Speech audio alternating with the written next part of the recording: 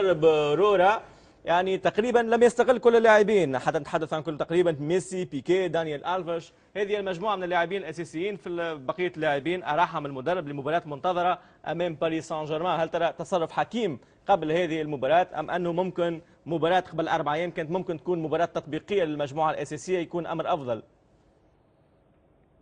عايز اديك خبر حصري ليك يا هيكل ان ليونيل ميسي مضى حصريا او فعليا لفريق بايرن ميونخ.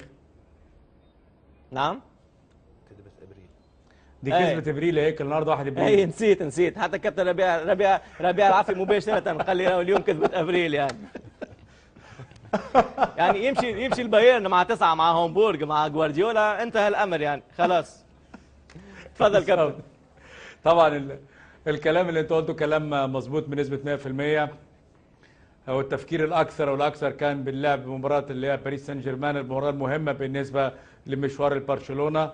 راحته لمجموعه من اللعيبه، يعني نزل سانشيز، نزل فابريجاس، تياجو نفس الموضوع، سونج، بارتيرا، لعب كمان دان الفيش كمدافع ايسر.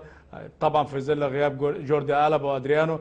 اعتقد ان ده تفكير رقم واحد بعد انتهاء الدوري، وفي الوقت الحالي كلها تحصيل حاصل وتجهيز للاعبين في المباريات القادمه في دوري ابطال الاهم والمهم بالنسبه كمان لرورا وتيتو فيلانولو.